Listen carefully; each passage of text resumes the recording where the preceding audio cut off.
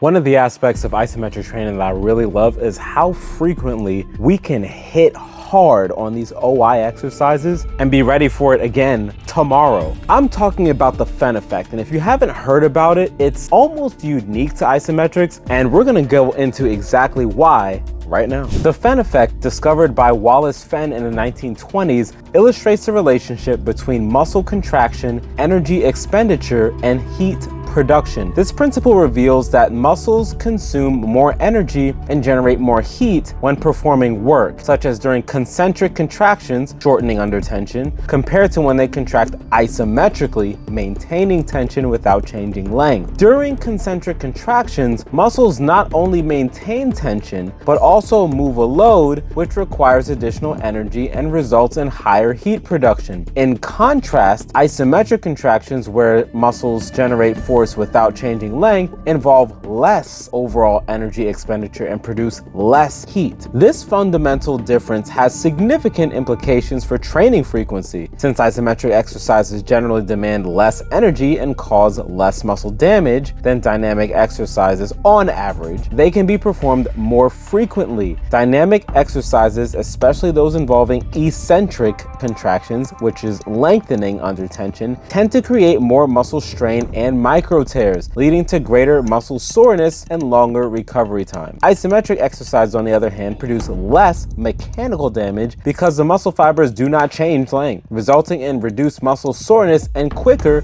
recovery. The lower energy requirements and reduced heat production during isometric exercises mean that the body experiences less overall fatigue, allowing for shorter recovery periods. This makes it feasible to incorporate isometric exercises into a daily or near daily workout regimen. Additionally, isometric exercises are particularly beneficial for active recovery days. They help maintain muscle engagement and promote blood flow without imposing significant additional stress on the muscle and joints, aiding in faster recovery from previous workouts. In practical terms, we can safely include isometric exercises like planks, wall sits, static holds, and other forms of OI, towel isometrics, door isometrics, or even the Isomax and Power Rack into our routine more frequently than we would be able to with dynamic exercises. For instance, daily isometric workouts focusing on different muscle groups can enhance muscle endurance, strength, and stability while minimizing the risk of overtraining. However, we need to be mindful of our dynamic program, if there is one, and the overall volume of that exercise program so that we don't run into any type of CNS fatigue. Now, this frequent training can be especially advantageous for maintaining muscle tone and supporting overall fitness without the extended recovery periods typically required for dynamic high-intensity workouts. Now, I'd like to throw in a little bit of extra because we just talked about using